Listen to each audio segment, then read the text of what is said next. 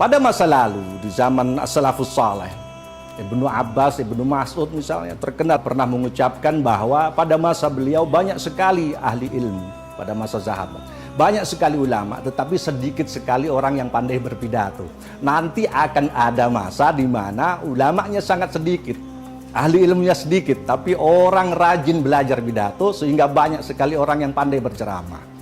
Nah, dalam hadis lain yang sejalan dengan ini misalnya dikutip oleh Imam Bukhari dalam muqaddimahnya, ketika itu terjadi orang tidak lagi mengambil ilmu sesuai prosedur, maka banyak orang yang salah diangkat menjadi ulama. Akhirnya dia sesat dan menyesatkan, naudzubillah min dzalik. Nah, di bulan puasa Ramadan ini di mana kita lagi gairah-gairahnya untuk beribadah, setiap orang harus mulai introspeksi. Apakah semua yang kita lakukan itu baik secara individu maupun jama'i yang berhubungan dengan mujtama, dengan kehidupan sosial, apakah itu sudah dilandasi dengan ilmu pengetahuan secara islami sebagaimana digadiskan oleh para ulama Ahlus Sunnah wal Jamaah. Apapun itu, apakah kalau kita misalnya tiba-tiba ikut gerakan nahi mungkar, betulkah itu sudah sesuai dengan dhawabitnya? Apakah itu betul-betul sudah sesuai dengan apa yang digariskan oleh para ulama Ahlus Sunnah wal Jamaah? Kalau kita kemudian ingin berjihad, betulkah pemahaman jihad kita itu sudah sesuai apa yang digariskan oleh ulama Ahlus Sunnah wal Jamaah?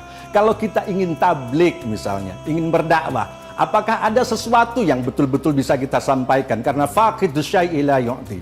Pada masa lalu, abad ke-6 Hijrah itu sudah lama sekali berlalu dari sekarang. Waktu itu pun sudah ada fenomena di mana banyak orang yang semangat berislam, lalu kemudian berfatwa, mempunyai gerakan-gerakan yang tidak dilandaskan pada ilmu. Ibnu Salah dan lain-lain waktu itu sudah mengatakan, orang yang beragama model begini ini jauh lebih wajib dipenjara daripada para pencuri sekalipun. Mencuri itu hanya merugikan orang yang dicuri.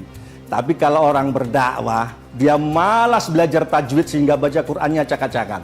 Dia malas belajar gramatikal bahasa Arab, nahwu shorof tidak tahu, baca munah acak-acakan. Dia juga malas belajar usul fikih, tapi dia rajin belajar pidato. Nah, yang demikian ini pada waktu itu sudah disebutkan oleh para ulama. Yang begini ini lebih wajib dipenjara daripada para pencuri.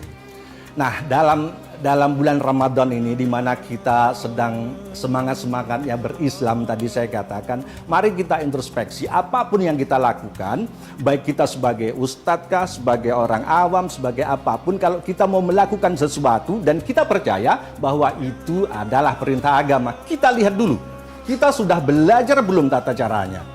Karena kalau kita belum belajar tata caranya secara benar, kana ma yufsidu aktsara mimma yuslih, sebagaimana dikatakan oleh para ulama salaf saleh. Apapun yang kita lakukan kalau tidak didasari dengan ilmu yang benar, maka kerusakannya akan lebih besar daripada kebaikannya.